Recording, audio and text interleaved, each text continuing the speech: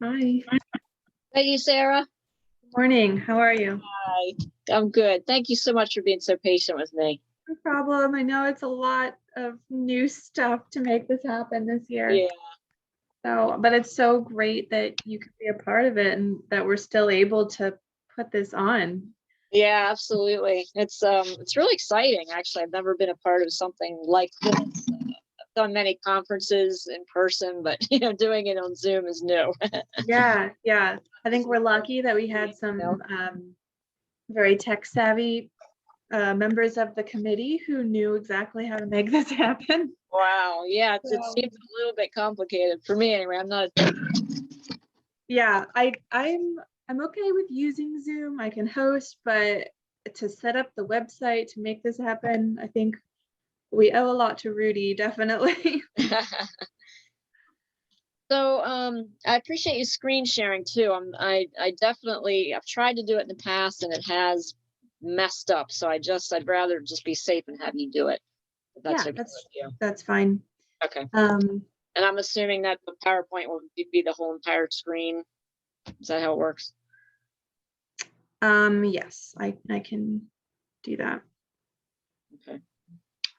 We can actually do a practice right now. Let me see. And you can tell me how it looks. And am I exactly where I need to be? I don't have to go anywhere else for this, for the AM and the PM. The PM, I just do the same thing and go back to that, the ARC website or whatever. Yeah, okay. Yep. Archdiocese, okay. Yeah. Okay, Great. so let me pull up your PowerPoint. Okay. And if I want to do screen sharing, Still here, just then I would do background this. prettier. Okay. And let's see.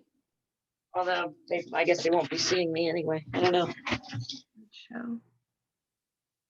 They'll be able to see you if your video is on.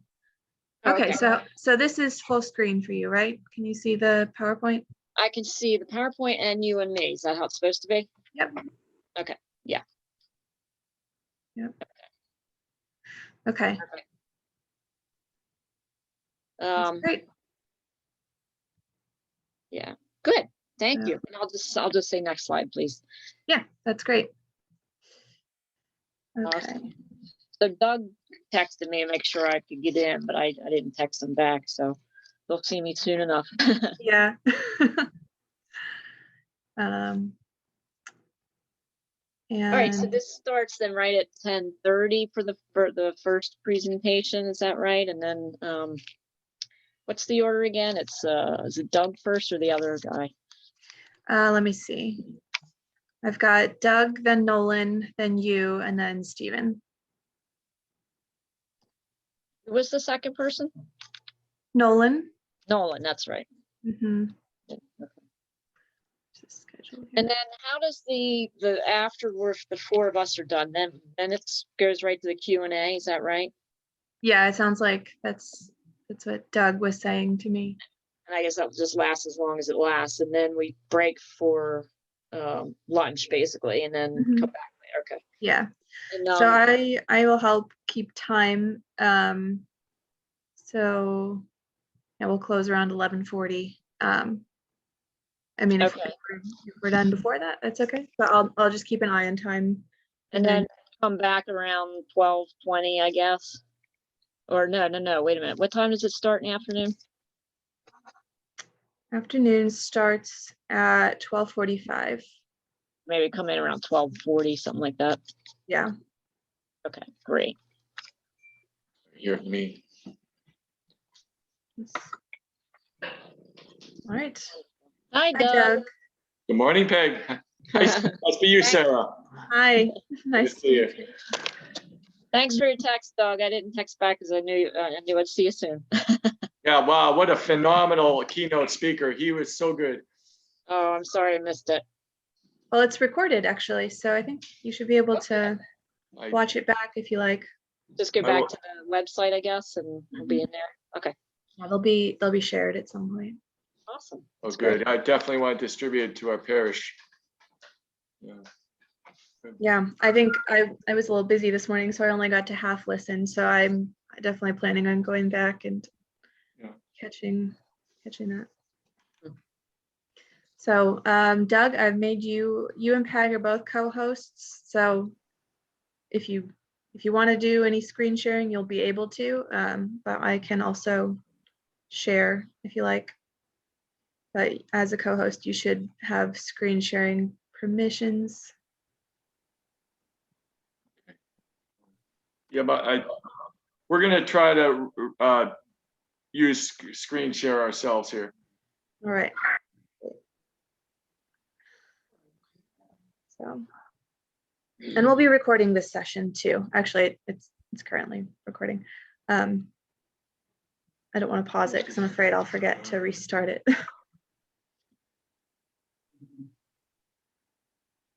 So how's everything going, Doug? I talked to you in a little while. Not bad. Pretty good. Making it through this winter, crazy winter with all this snow. Well, I live in Jarrettsville, so I'm getting a lot up here. Well, fortunately, nothing really changes. We're working at home already anyway, so. Mm-hmm. I was gonna have you on this side.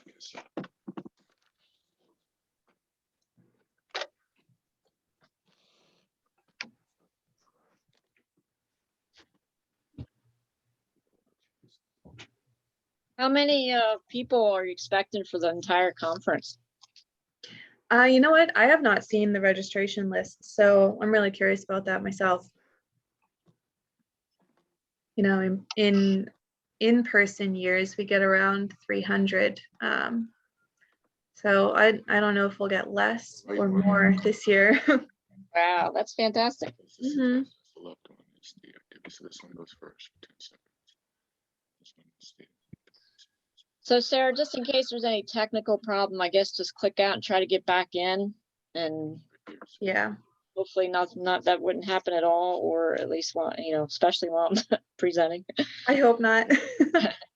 Is your internet connection? I get pretty decent connection, but there has been, because I'm further out in the boonies, sometimes it does weird things, but today it looks, the weather's good, so today it feels like it's gonna be okay. Yeah.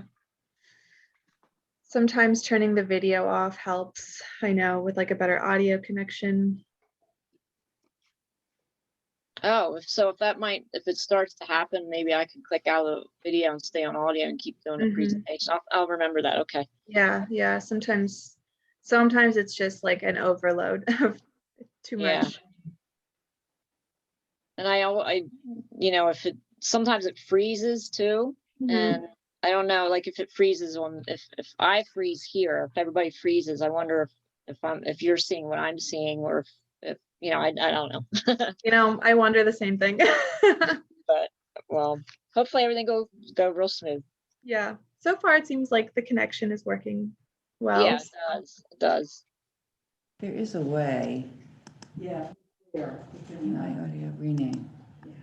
Oh, that's a great picture of Steve, or that's not Steven. What? Are we getting guests already? We are. I know, I'm trying to get Benedict pictures.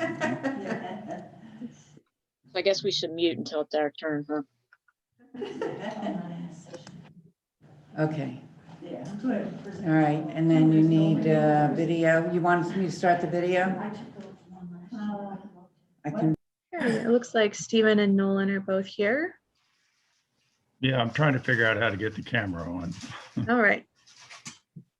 Well, I've made you all co-hosts now, so you'll be able to do screen sharing if you want.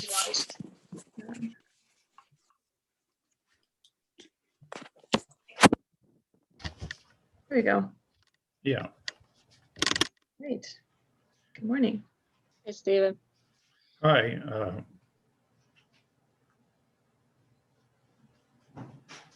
Got a pretty good group coming in. We'll give a few more minutes.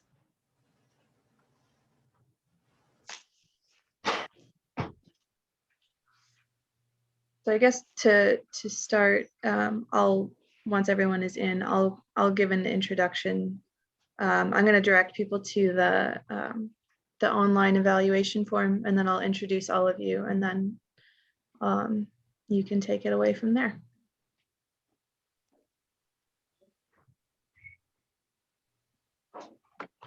Hi, Len. Welcome. Good to see you. Good morning, Doug. How are you? Good.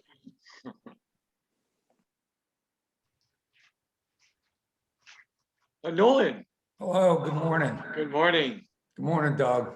Great to see you.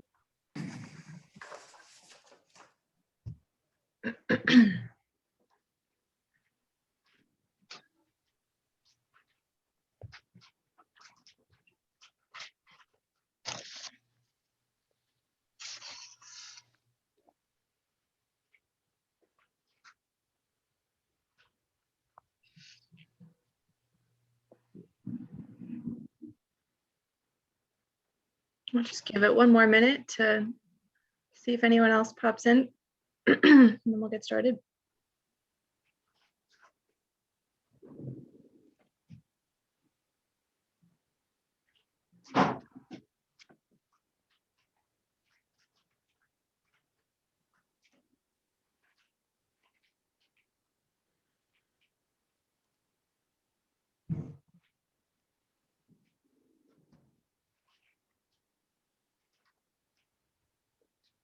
So Sarah, when you allow screen sharing, if when I want to run the PowerPoint, I just launch it and there it is. You should be able to. Okay. Yeah. You're a co-host, so you should be able to have all of the full permissions there. So All right, well, how about we get started and anyone else who comes in can just join us. I'm going to start by muting everybody just so that we don't have any sound interference and let's see. And for our presenters, whenever it's your turn to present, you can just unmute yourself. Welcome to Workshop 6, the Laudato Si Challenge to Embrace Ecological Conversion. I just want to note that we are recording this session, so this will be available later for anyone who wasn't able to see it, but also just to note, if you're on camera, we're recording it. We're going to hear from 4 presenters today, and then we'll have plenty of time for questions. So I will take a moment to introduce our presenters, and then we'll get started. And actually, before I do that, I also want to point out, in case you haven't seen it, I'm going to take a moment and screen share and let you know about the evaluation, which is located online. So you should be looking at the convocation website right now.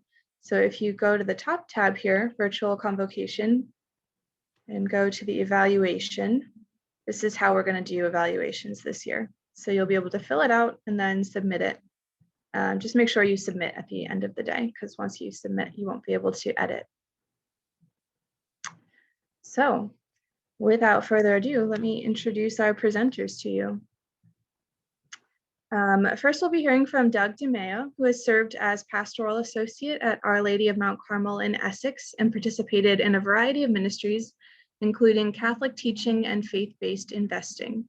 While working in campus ministry at St. Peter's College, he became a fellow with Green Faith, an interfaith coalition for the environment that works with houses of worship, religious schools, and people of all faiths to help them become better environmental stewards. Nolan McCoy will speak next. He is the Director of Facilities and Real Estate for the Archdiocese of Baltimore. Nolan acts as project team leader, overseeing and participating in all aspects of managing buildings and properties for the parishes and schools of the Archdiocese, including the implementation of environmental strategies in support of the papal encyclical Laudato Si. Peg Perry is the Program Director of Education and Restoration for the Gunpowder Valley Conservancy and the project manager for GVC's Clear Creeks project, leading the effort to engage community leaders, faith communities, government agencies, businesses, schools, and other organizations in the Clear Creeks project. With 2 decades of experience directing programs in environmental education, Peg uses her background in natural history, ecopsychology, deep ecology, and American Indian philosophy to inspire others to restore and protect nature. And finally, Stephen Cleghorn is chair of the Green Team at St. Matthew's Catholic Church in Baltimore. He holds a PhD in sociology, and in 2005, Stephen established a 50-acre organic farm with his late wife, Lucinda, in Western PA, where they began educating the public on the negative public health and environmental impacts of fracking. Since moving to Baltimore in 2016, Stephen has been involved in the successful effort to ban fracking in Maryland and passing the Maryland Clean Energy Jobs Act. So at this point, I will hand this over to Doug, and you can begin. Good morning, everyone. Thank you, Sarah. So let me begin by affirming how much we love nature, you and me. We love animals. We're designed that way. It's in our DNA. In fact, Harvard biologist E.O. Wilson calls it biophilia. And certainly there's a great deal that we're doing right on nature's behalf. Have you ever tried just going back and forth with a spouse or friend, naming all the many ways you have showed your love for nature and people? My wife and I tried this one night and came up with something of a list. Took us about 5 minutes. It's important to start with encouragement, because for one thing, we sense how bad things are.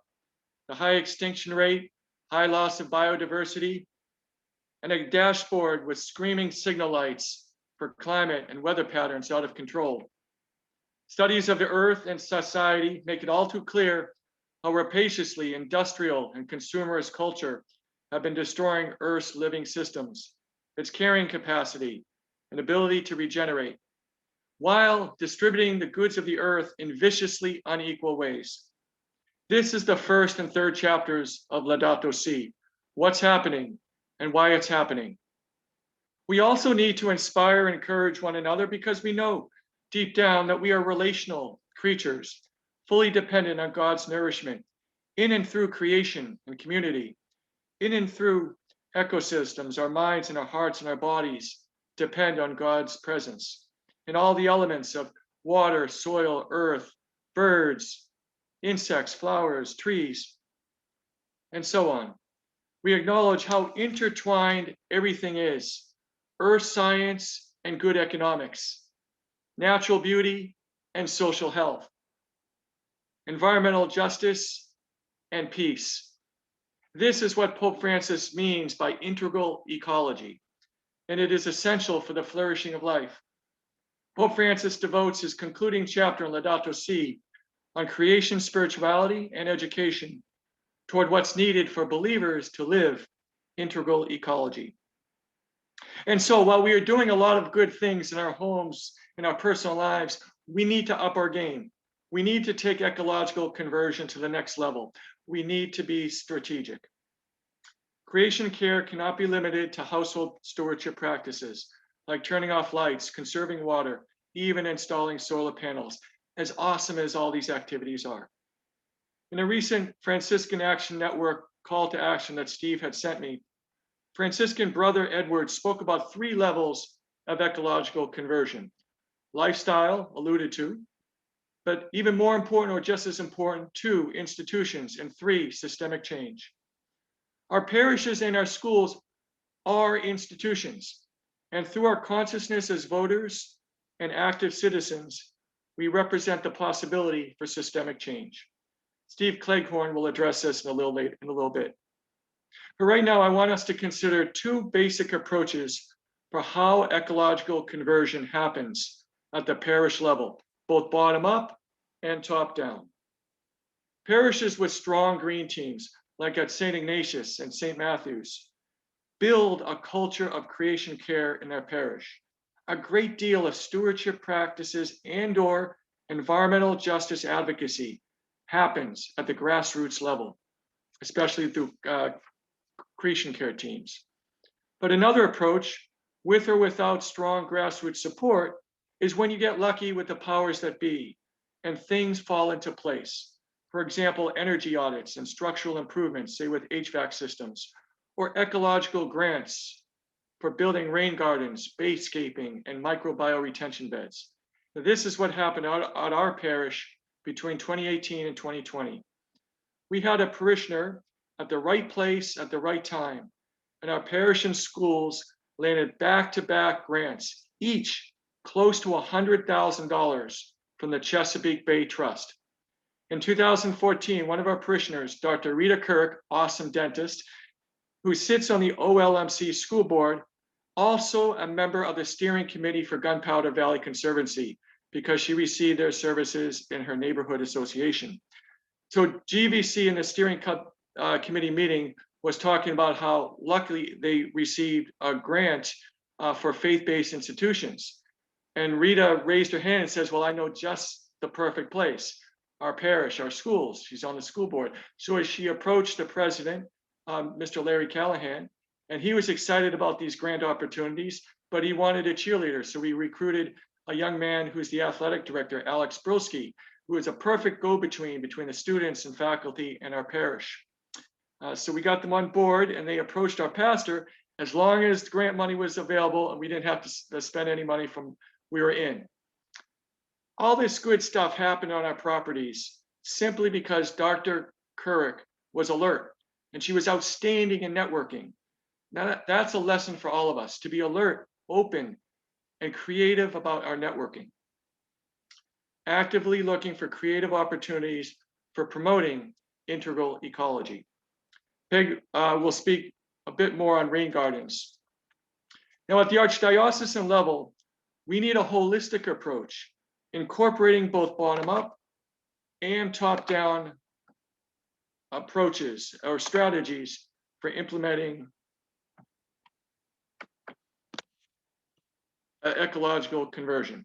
Here are my suggestions for the Archdiocese. 1, encouraging retreats and days of prayer dedicated to themes of Laudato Si. 2, distribute surveys on parishioners and students' existing knowledge, and Laudato Si related actions already taken or in the works. 3, transformation in school curricula across the board, but especially in religion, science, and social studies. Now, this is already a comprehensive curricula designed by the Carmelites, and it's on the Catholic Climate Covenant website.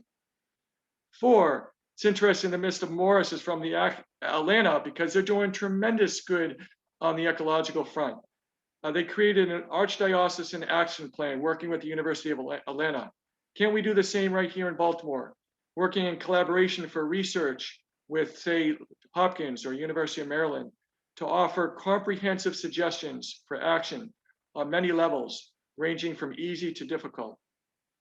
And 5, encourage more creation care preaching, especially on special feast days or around Earth Day.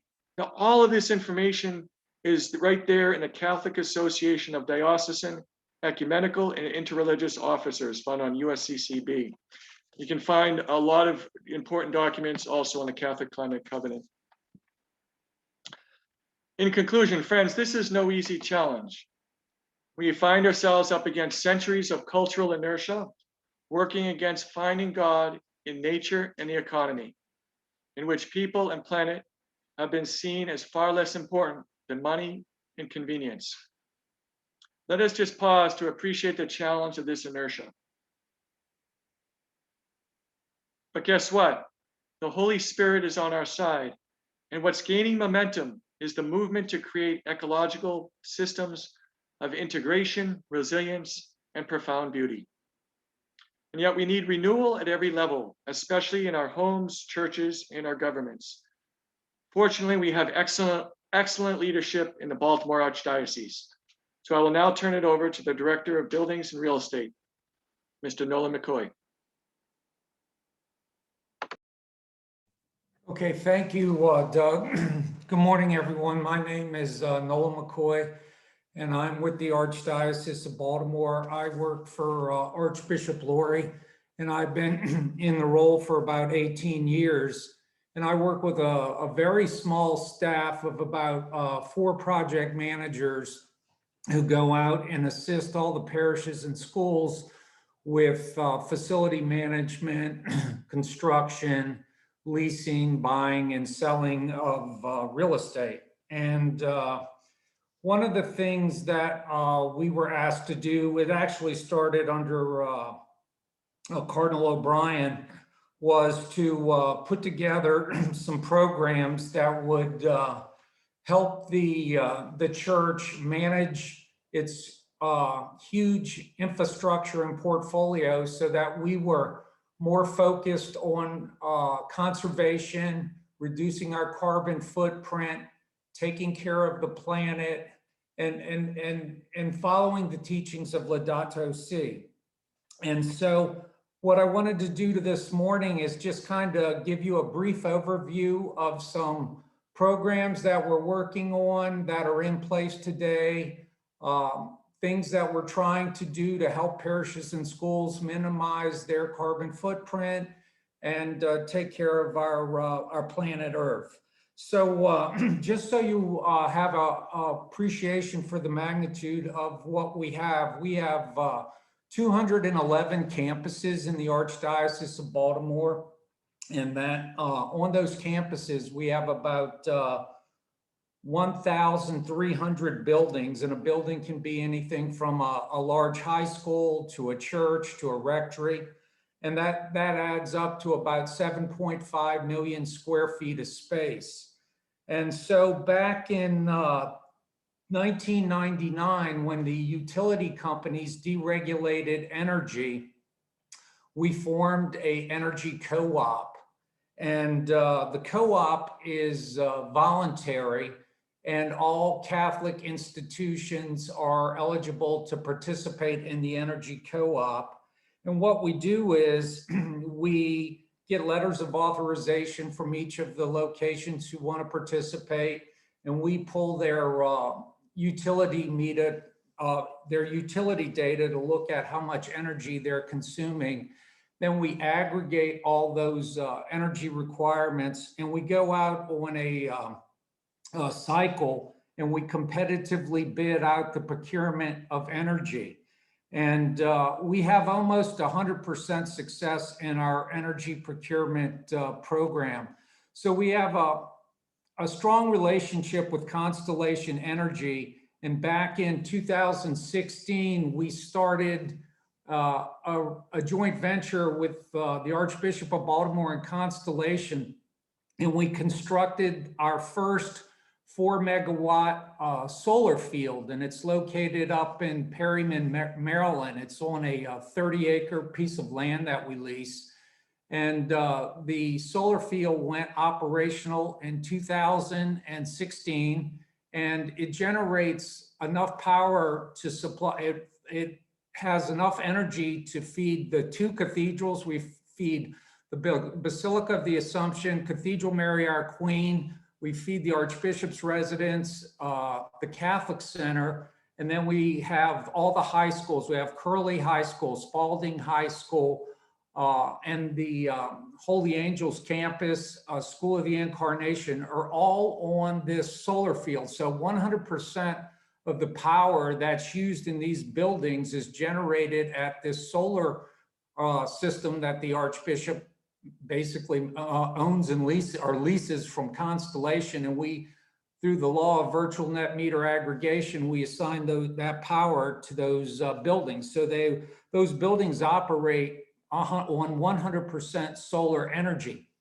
The other thing that we recently did in 2019 was when we went out and we did the energy co-op purchase this time, Archbishop Laurie directed us to buy only 100% renewable energy.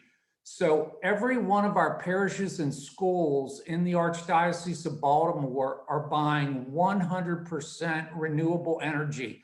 And we know that it's wind-powered energy specifically.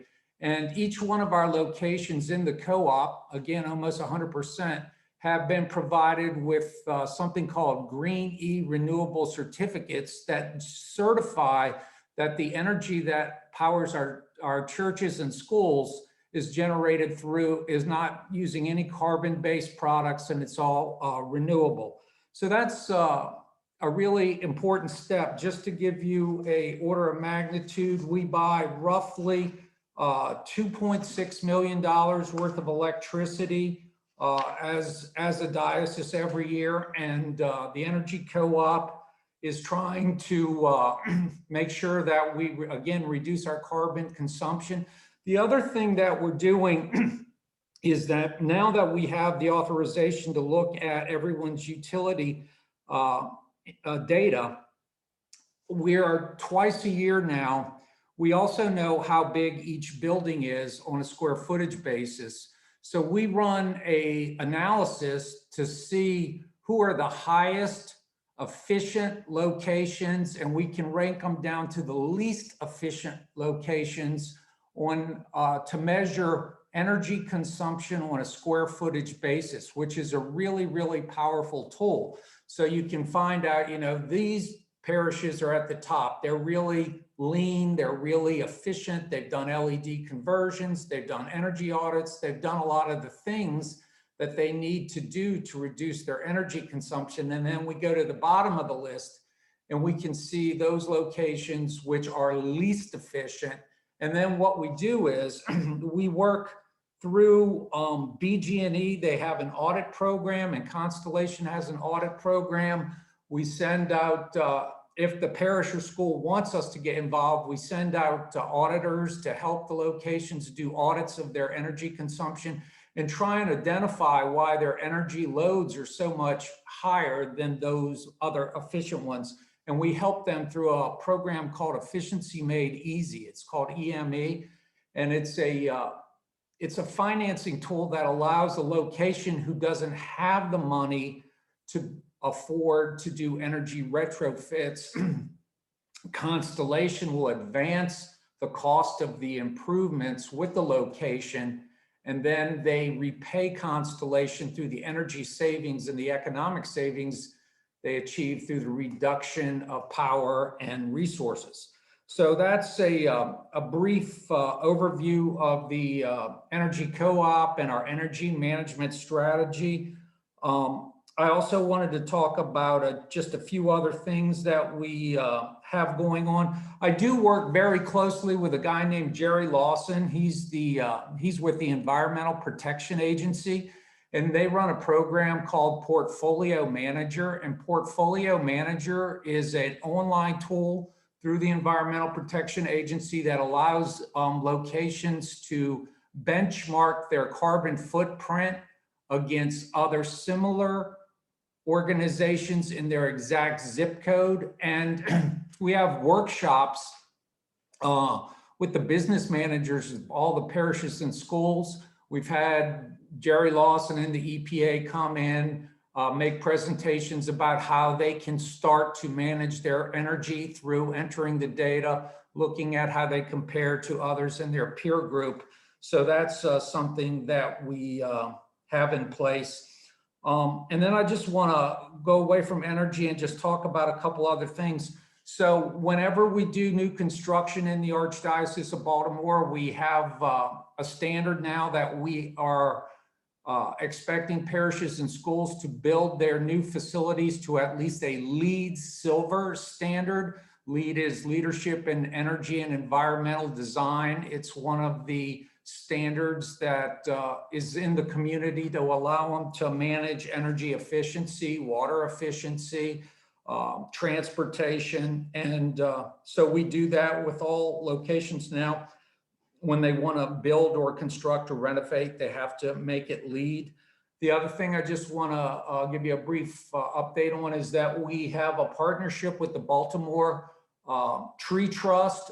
Over the last, I'm going to say the last 3 years in Baltimore City alone, we've planted over 2,000 trees on parishes, high schools, cemeteries to increase the forested canopy. We try and pull the carbon out of the air. Trees hold carbon, and they are good for the environment and sustainability. So we promote that program. If anyone's interested in having trees, the trees are planted for free, and they contact me every year, and I try and put them in contact with, again, parishes and schools who want to have trees planted.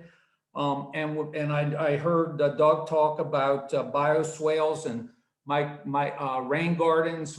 A lot of parishes and schools have done this, and Archbishop Lurie is very much in support of that. He also is in support of locations that want to remove asphalt and put in impervious parking places, things like that. And we've worked with a number of locations who have gone out and obtained grants to remove the unused areas that are impervious, and just try and get the water to percolate into our aquifers and remove the hardscape that we have.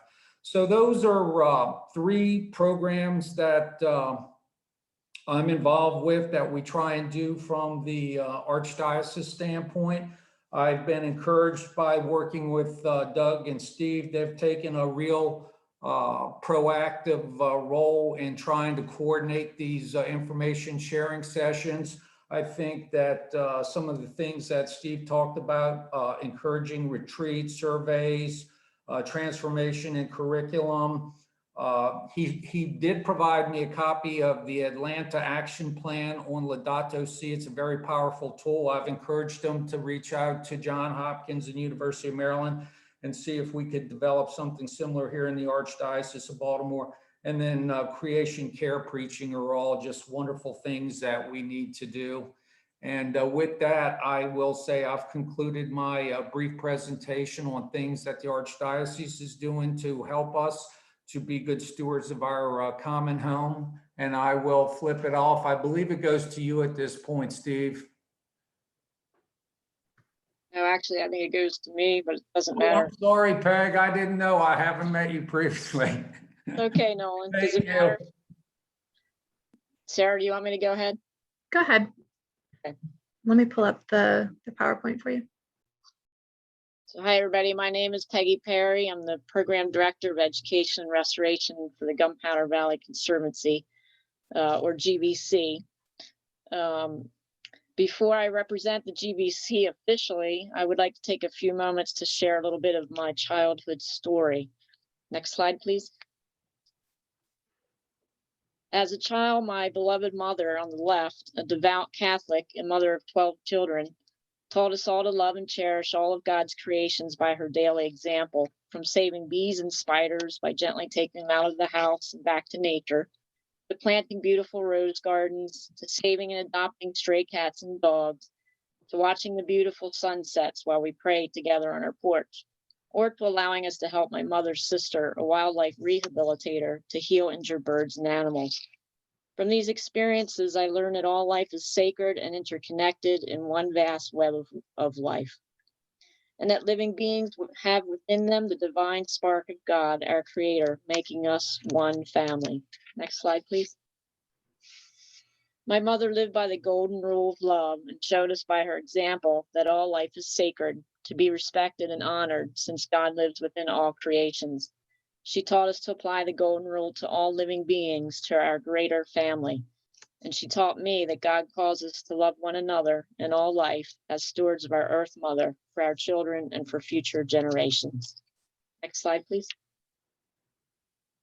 I wanted to share my story with you as an example of how my mother's faith and her daily practice in love and devotion to God's teachings and the experiences she provided to me shaped and inspired me so deeply that I chose to make it my life's mission of being an earth steward, and to inspire others as well, to care for, live in harmony with, love, protect, preserve, and restore God's magnificent, diverse creations for our children and for future generations. And as each of us are called to care for our earth, we can then inspire our children to love and care for earth and others as well. For we are our one family on one sacred planet, our earth. Next slide, please. One way to take action as an earth steward is to get involved with the GVC. The GVC serves as a bridge linking you, your family, and communities to many earth stewardship opportunities, providing a pathway for anyone to fulfill the calling of being an earth steward and making a difference for future generations. Next slide, please. The GVC is a nonprofit land trust and conservation organization, primarily in Baltimore County, founded in 1989. Our mission is to mobilize people and resources to educate and care for the lands and waters of the Gunpowder River watershed. Our main areas of activity are environmental education, restoring ecosystems, land preservation, and bay-wise community projects. Next slide, please. Here's the Gunpowder watershed, all in yellow. This watershed is where all the rain in yellow then drains to the two branches of the Gunpowder River, the big and little Gunpowder Falls rivers, and then ultimately to the Chesapeake Bay. It's 450 square miles, and 60% of Baltimore's drinking water supply comes from within the two watersheds, the two reservoirs within this watershed, Pretty Boy Reservoir and Loch Raven Reservoir. GVC focuses our activity on environmental restoration of ecosystems and preservation of lands through conservation easements, both in order to improve the health of our lands, local waterways, and the Chesapeake. Slide, please. Next slide. Thanks. So why are earth stewards needed in our Chesapeake Bay watershed area? To help improve the overall bay health. The Chesapeake Bay scored only a C- in 2019, which was defined as a moderate ecosystem health. Why only a C-? Due to the stormwater runoff, the leading cause of pollution in the Chesapeake Bay. Refer to the diagram. You can see when it rains, the runoff from rooftops, lawns, and streets can carry pollutants into the storm drains that do not get filtered first. Next slide, please. The leading cause of pollution to the Chesapeake Bay is excess nutrients from nitrogen and phosphorus from fertilizers like our agricultural fields, homeowner gardens and lawns, failing septic systems, and even our own pet waste. That over-enriches the bay can cause algae blooms and possible fish kills. The second leading cause of pollution in the bay is sediment from higher volumes of rainwater due to impervious surfaces like roads, parking lots, rooftops, also from deforested areas from development, the runoff erodes stream banks, and then the sediment covers oyster and vegetation beds in the Chesapeake Bay, which threaten life in crab, oyster, and fish populations. Next slide, please. That's why in 2013, the DVC, in partnership with Baltimore County and its Small Watershed Action Plan, and from citizens from Middle River area waterfront communities, created the Clear Creeks Project to restore water quality to our local waterways in Chesapeake Bay. They remember times when the water was clear. They could see all the way down 6 feet to their toes from the communities, from the riverfronts. Our water, our heritage, our pride refers to the values of the waterfront communities, but it also applies to anyone who loves the Chesapeake Bay and the blessing it provides no matter where we live, such as the fish, the crab cakes, oysters, bird watching, swimming, fishing, boating. Now 8 years old, the Clear Creeks Project has enabled DVC to partner with many communities of faith, schools, neighborhoods, institutions, businesses, and individual homeowners to implement bay-friendly or bay-wise practices. That enables participants to become stewards of our earth by decreasing water and air pollution, creating native plant gardens and wildlife habitat, and tree groves. Fortunately, through grant funding, the Clear Creeks Project provides 50 to 80% discounts, saving participants much money while stewarding our earth. Next slide, please. You can be an earth steward, reducing pollution and being part of the solution. You can do your part by installing several bay-wise practices, like rain barrels that can be hooked to your downspout, saving an average of 1,300 gallons of water each summer, or rain gardens that are designed to capture a 1 to 2 inch rain water storm absorbed by native plants that attract beneficial pollinators like bees and birds and butterflies. Bayscape gardens as well, replacing lawns with native plants. Or you can install native trees, which are natural water filters that absorb nutrients, create wildlife habitat, and increase water quality. Or you can volunteer to help others implement bay-wise practices. You can adopt a stream, cleaning it twice a year, planting native trees with the GVC. We have 20 tree plantings a year, or help maintaining our trees. We're seeking volunteers of all ages, children, families, faith youth groups, scouts, school and college clubs, business groups, and we're seeking volunteer leaders to be reforestation crew chiefs or stream captains. Next slide, please. Volunteers are the heart of the DVC, with over 2,300 a year on average that donate their time generously. That was pre-COVID, of course. They come from 50 different partner groups, and they all act as stewards of our Earth Mother. Next slide, please. The cost share program for our Clear Creeks project provides tremendous savings to project partners. If you look in the yellow column, you can see the savings to property owners. For example, a rain garden can save $1,600 with our cost share program. We get our funding from Baltimore County, Chesapeake Bay Trust, Maryland DNR, and the National Fish and Wildlife Foundation that all support the Clear Creeks project. Slide, please. GVC has been fortunate to partner with many faith communities, such as Our Lady Mount Carmel and school that Doug referenced.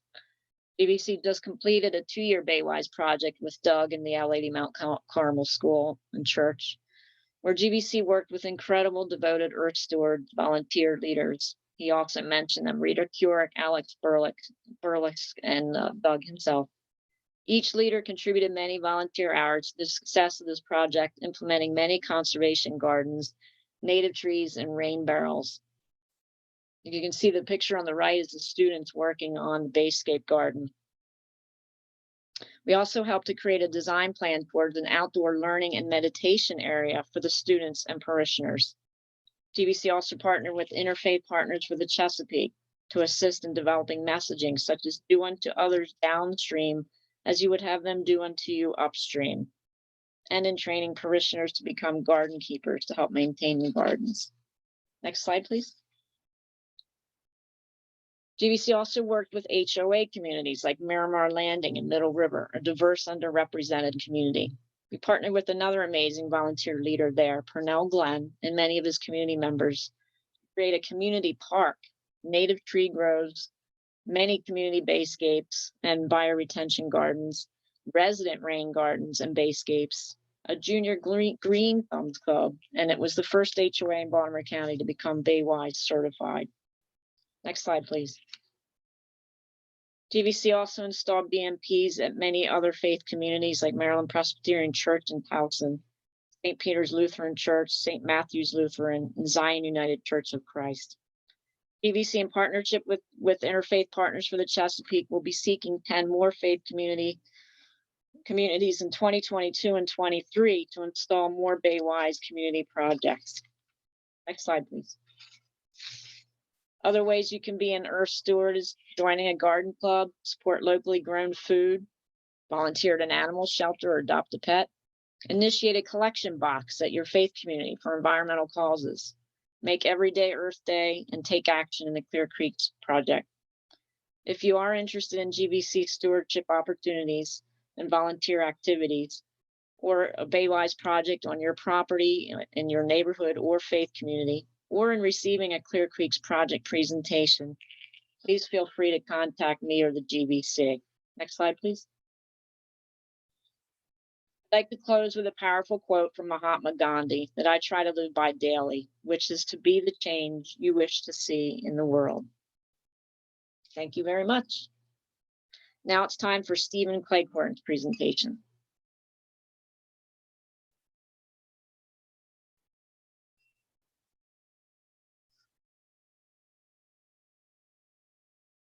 Unmute.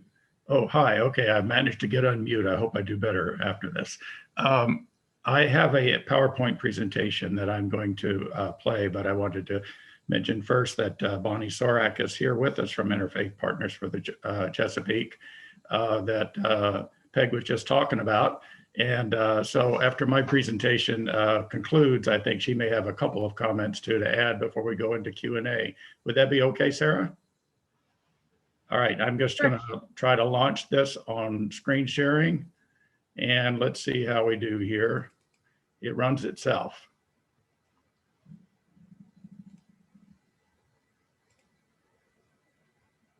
The Laudato Si challenge to embrace ecological conversion.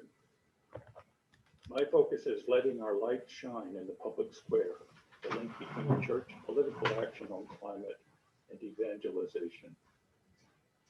I'm not seeing a screen. Frames the closely intertwined crises we are facing. We are not faced with two Steve? separate, Nor am I. environmental and the other social, but rather one complex crisis which is both social and environmental. There's the environmental crisis, the cry of the earth. Laudato Si links all of us to creation. We are part of nature, included in it, and thus in constant interaction with it. Our decisions, particularly about production and consumption, have an inevitable effect on the environment. The earth is crying aloud, a world aflame, flooding and drought, superstorms, sea levels rising. And there is the social crisis, the cry of the poor, the disproportionate effect of climate change on the poor and in the developing world. The focus of the poor is one of the central themes of Laudato Si. The worst impacts are felt by those living in the developing countries, and the poor themselves have And we're not seeing any video. that enable them to adapt Visual. to climate. We're not seeing it? Yeah, we can hear it, but we can't see it. I just started playing it on screen share. Does that not work? Did you clicked the green screen share button? You know, I knew I was going to forget something. Where is screen share?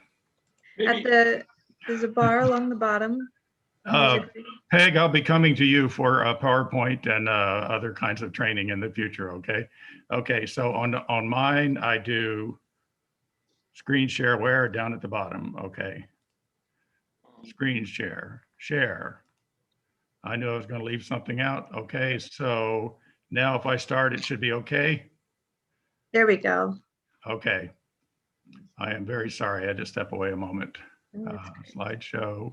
From the beginning, and this will conclude itself, and then we can go right to Bonnie. The Laudato Si challenge to embrace ecological conversion. My focus is letting our light shine in the public square, the link between church political action on climate and evangelization. Pope Francis frames the closely intertwined crises we are facing. We are not faced with two separate crises, one environmental and the other social, but rather one complex crisis which is both social and environmental. There's the environmental crisis, the cry of the earth. Laudato Si links all of us to creation. We are part of nature, included in it, and thus in constant interaction with it. Our decisions, particularly about production and consumption, have an inevitable effect on the environment. The earth is crying aloud, a world aflame, flooding and drought, superstorms, sea levels rising. And there is the social crisis, the cry of the poor, the disproportionate effect of climate change on the poor and in the developing world. The focus of the poor is one of the central themes of Laudato Si. The worst impacts are felt by those living in the developing countries, and the poor themselves have fewer financial resources that enable them to adapt to climate change. This is evident in the escalating crisis of refugees. In 2020, 25 million people displaced in 140 countries. But ecological conversion also entails a loving awareness that we are not disconnected from the rest of the creatures, but joined in a splendid universal communion. We then approach nature with awe and wonder, no longer as exploiters. Some scenes of awe and wonder from my organic farm in Western Pennsylvania. We come to understand what Father Thomas Berry wrote more than 30 years ago, quote, "The universe is a communion of subjects, not a collection of objects." And importantly, as subjects, each component of the universe is to be understood as having rights.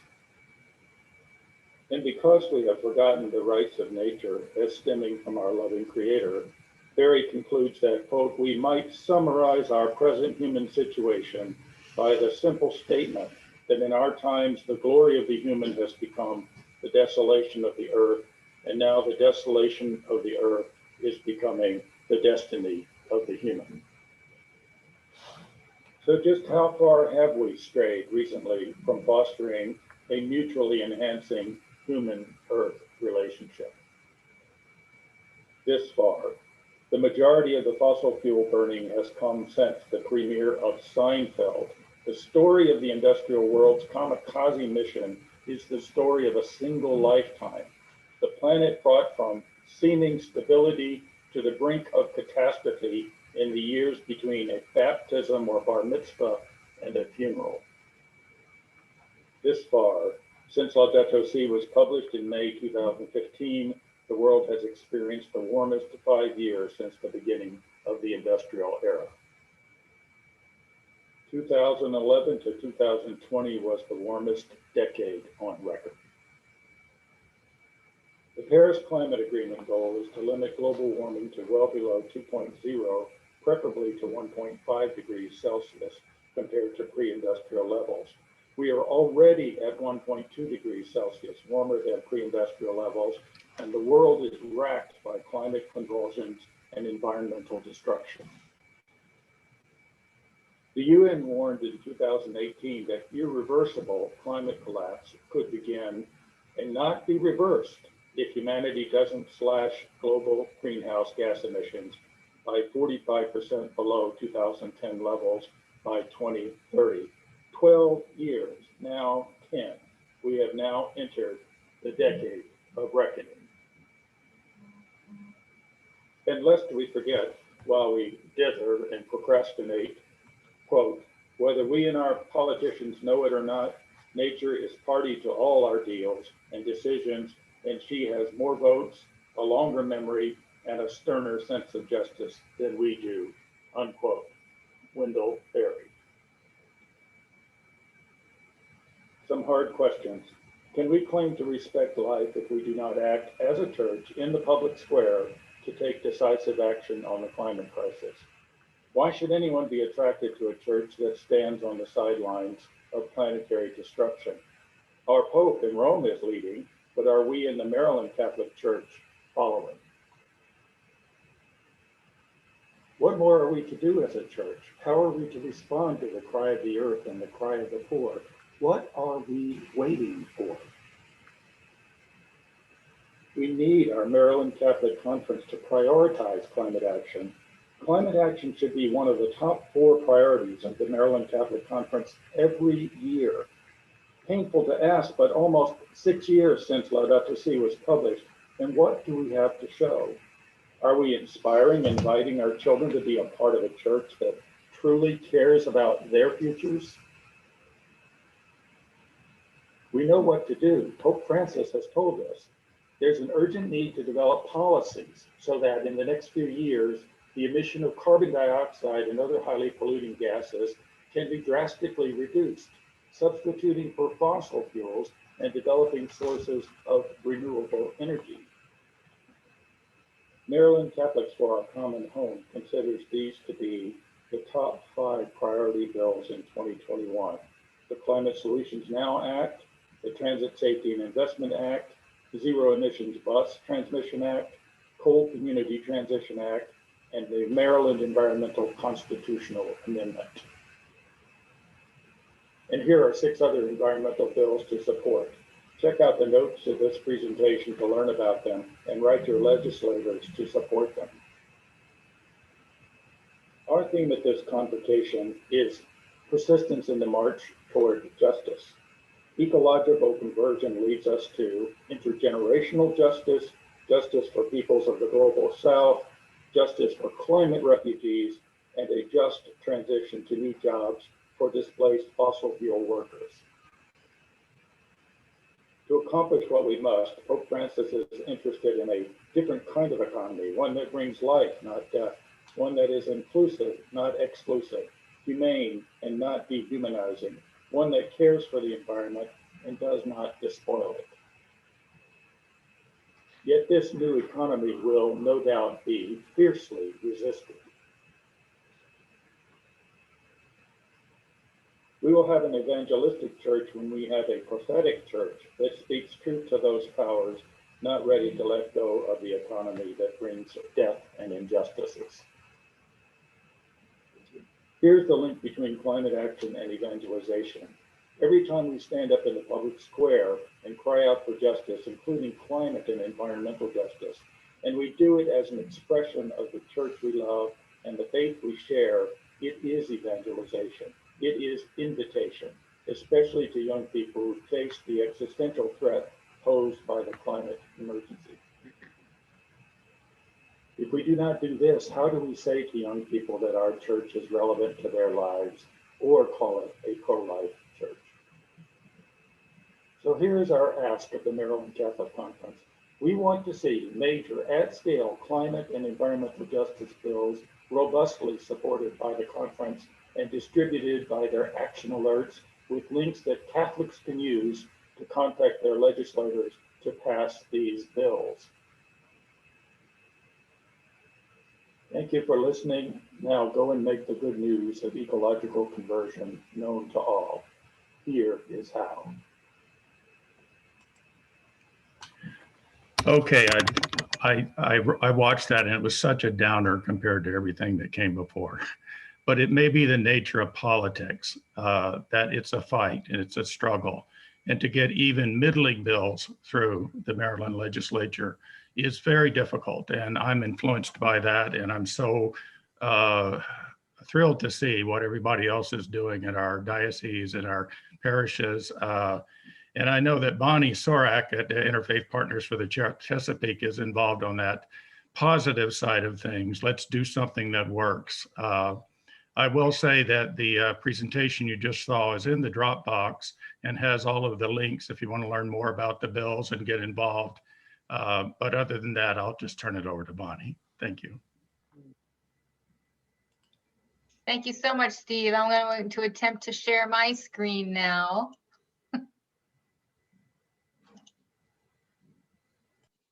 Can I see some shaking heads if you see a big, wide interfaith partnership?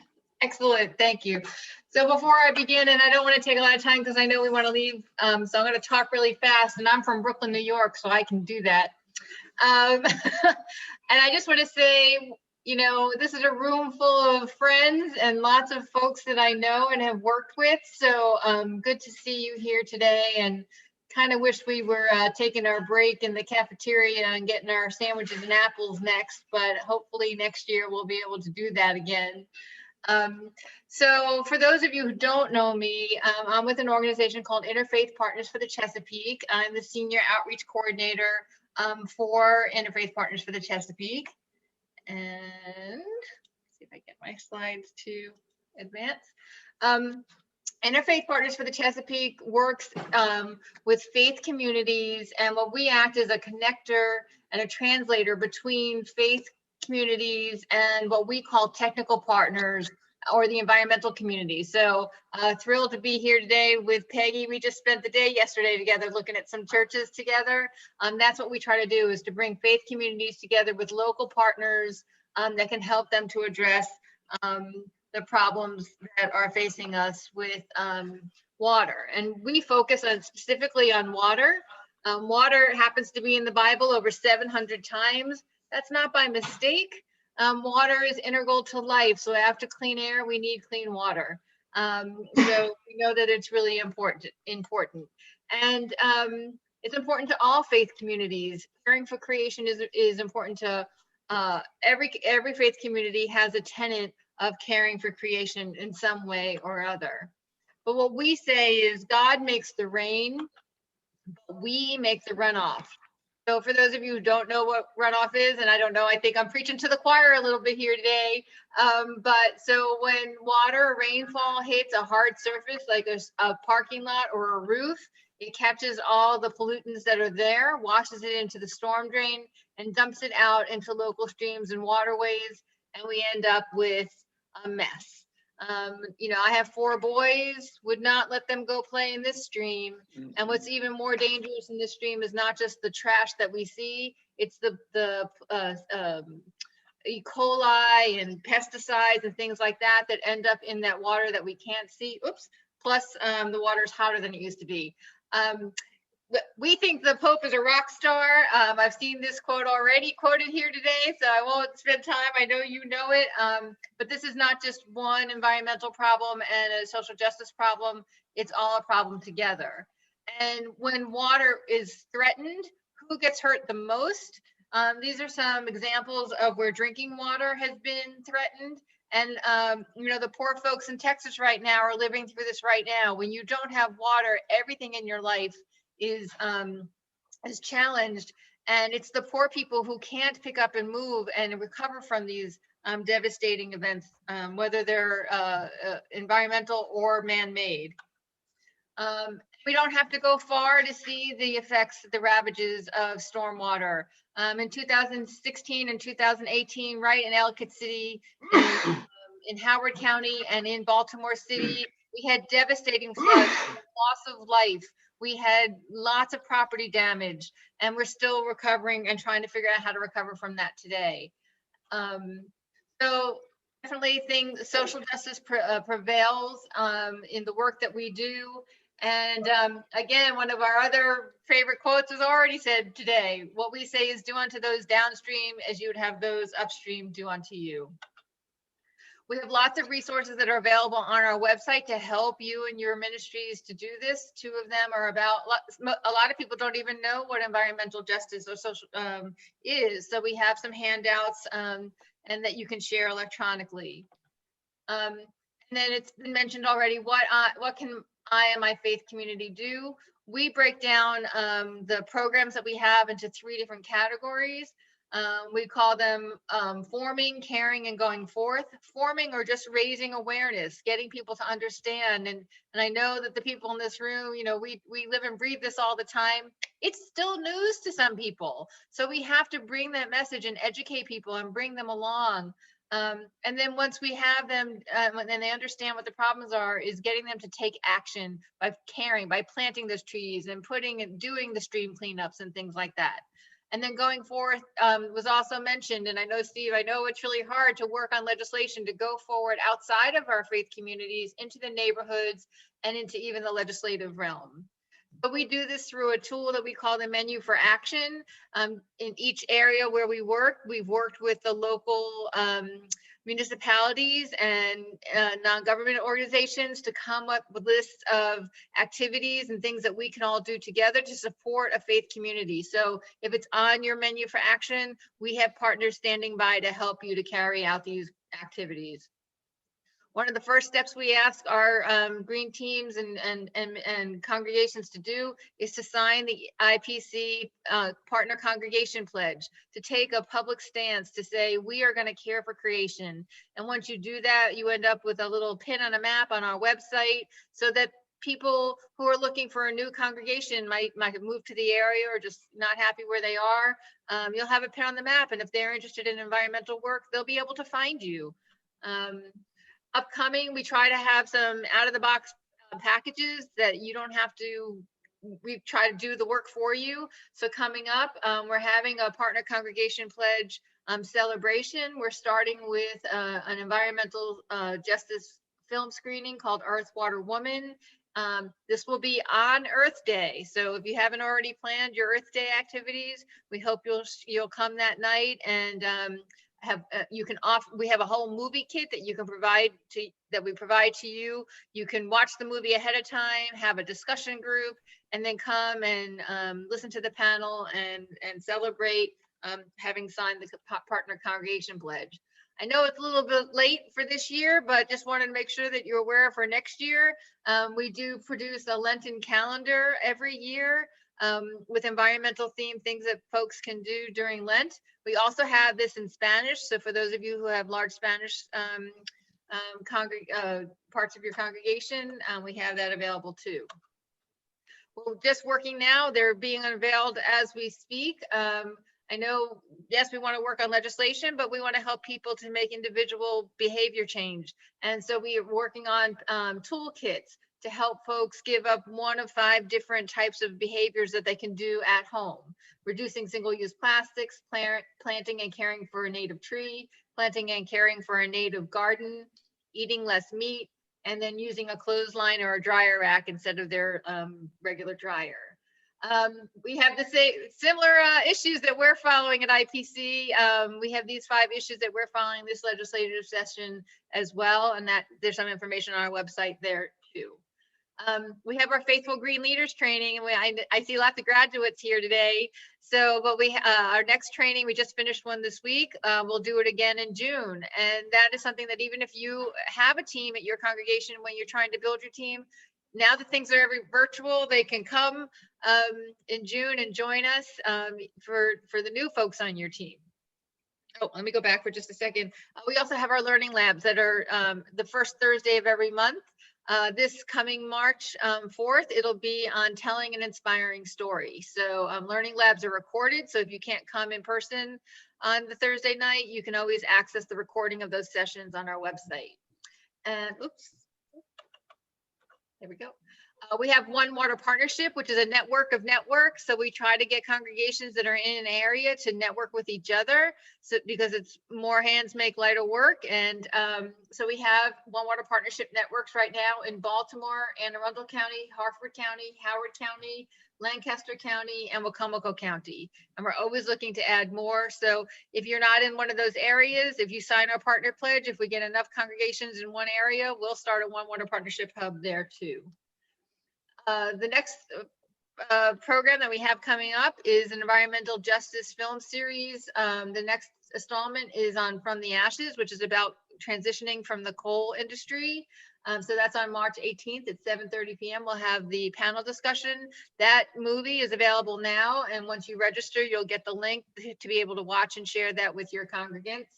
And the recordings from our previous 2 Unbreathable, The Fight for Healthy Air, which features Baltimore, a community in Baltimore City.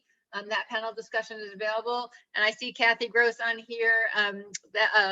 St. John's Evangelist Roman Catholic Church was our host congregation for The Story of Plastic. We had over 212 people register to watch that movie, and over 80 people came to the panel discussion.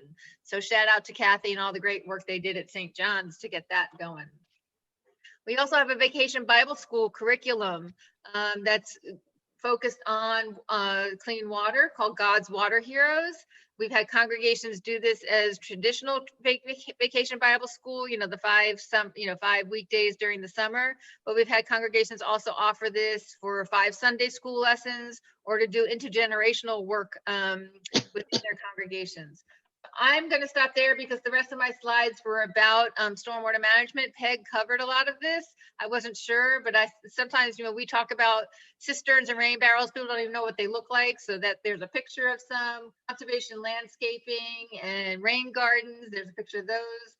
Pervious pavement. Someone mentioned that before. That's a picture of pervious pavement. We can talk about that. And then just my contact information. So thank you very much. I think, let's see, how do I stop sharing?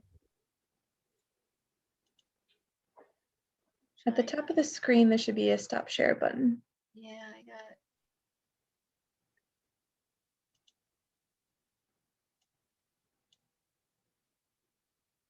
it.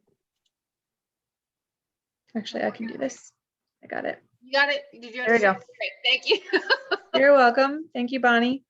All right, we've got about 10 minutes for questions. So I want to open the floor for that. I did see there are, I saw one in the chat earlier, so maybe we'll start with that one. And I think this was a question for Nolan when you were talking about some of the initiatives in the Archdiocese. Are there any prospects for solar panels on new or remodeled buildings? There, the answer is that solar, that what we would certainly consider putting solar panels on it. But the question is, if we're already buying 100% renewable power from either the solar array that we have constructed or the contracts we have for wind power, I don't know what the addition of another solar panel would do. It would just be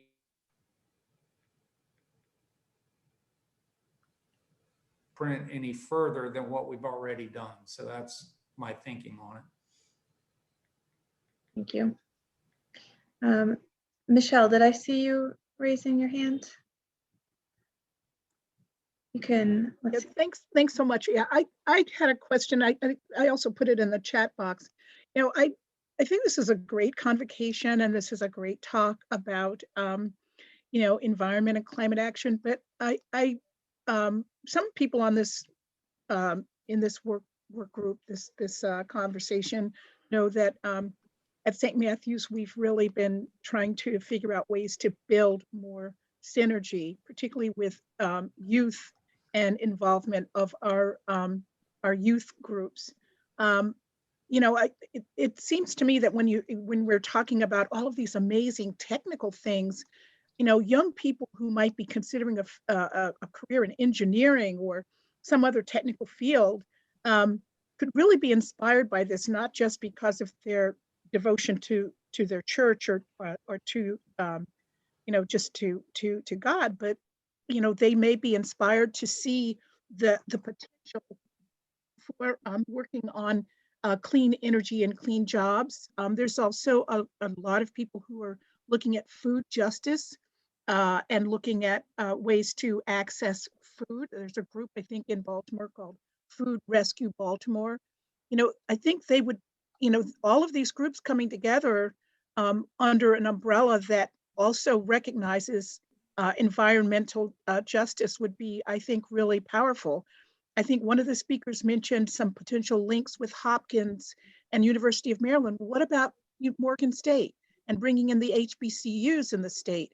I think we really need to try to figure out how it is we can not work in silos, but really work in synergy and really make this a powerful movement, not just on the environment alone, but for food justice, racial justice, and as Steve pointed out, to address the needs of the poor. Thanks. Can I comment on that? Can y'all hear me? Yep. Hi, Michelle. Nice to see you. Me too. I just wanted to comment that you mentioned Morgan State University. Actually, the Gunpowder Valley Conservancy works in partnership with Morgan State University. Our licensed landscape architect that does our technical solutions is a professor at Morgan State University, and he gets his grad students from the landscaping department to the students there help him to install our rain gardens and our bioretentions. So it's been a fantastic program that the Chesapeake Bay Trust funder has really been impressed with, and it's one reason we continue to get our funding. They really like that partnership that we have. So I just wanted to comment that we are actually doing something with Morgan State University. It's been working really well.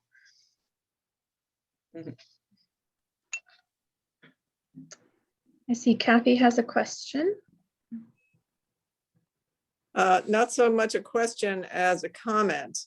On our green team, we have two high school girls who are very interested in the environment. One wants to eventually study environmental engineering. And it's pretty hard for them because, quite frankly, most of us on the green team are my age.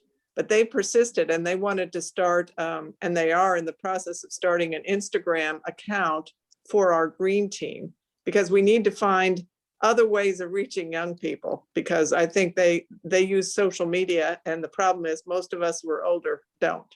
So that's just a suggestion.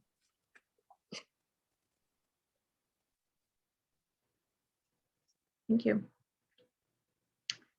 Helene has asked in the chat, to what extent is environmental education incorporated into all grades in archdiocesan schools?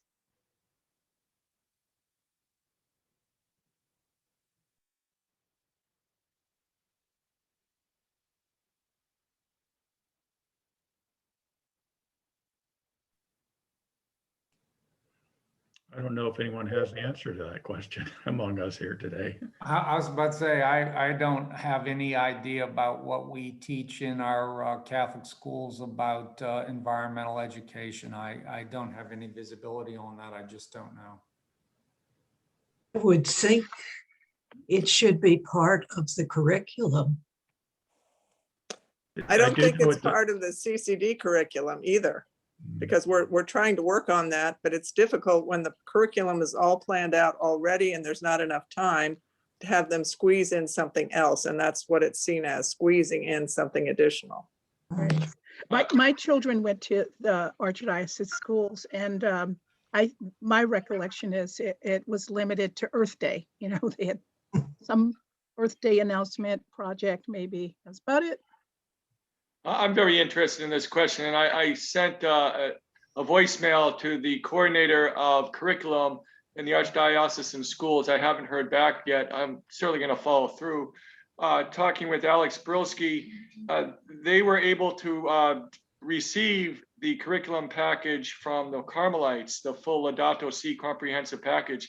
It remains to be seen to what extent it's incorporated. I would love to teach a seminar class on Laudato Si.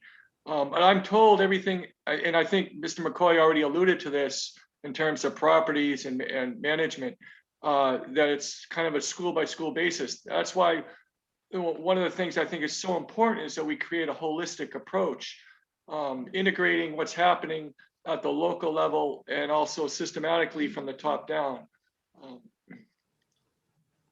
Yeah, Doug, you mentioned the Atlanta plan. Cardinal Gregory was very involved in that with the University of Georgia and so forth. I know that Cardinal Gregory's attention has been drawn to the political side of what we're asking the Maryland Catholic Conference to support this year, but also the group that I work with, Maryland Catholics for Our Common Home, is working very hard in the Archdiocese of Washington to get something very similar going. And that is really sort of a high level policy document, which engages all that's already happening, but also gives us the answer to the question that was just asked: what are we doing and how can we do more? So I think we just have to keep pushing for that from different directions. I think we have time for one more question. If anybody, question or comment, if anyone else has one to offer. This is Bonnie. I just wanted to respond about Kathy's question. And so we have had youth groups attend our Faithful Green Leaders training. So we welcome that for any of the parishes. If you do have some youth, they can certainly come to the Faithful Green Leaders training. And then I'll just ditto, I think I get contacted a lot of times by the science teachers at the Catholic schools that are looking to integrate this care for common home into their curriculum. So I've had specifically someone from St. Paul's school. They were asking for permission to use the environmental justice film series as something to augment their current curriculum. So there's definitely some interest there. Thank you. All right, well, thank you to our presenters, and thank you for everyone who's here in attendance today. It's really wonderful to see such a great turnout in such a, abnormal year. It's just really wonderful that this event can still happen. There's going to be about an hour-long break now. You can take a break for lunch. We are also doing our social ministry fair virtually. So if you go to the Convocation website, you should see a link for the fair, and there will be Zoom links, and you can go check out. Anyone who would normally be hosting a table will be hosting a Zoom room, and you can pop in and out and talk to anyone who's available over there. So thank you so much, and we'll see you all in the afternoon.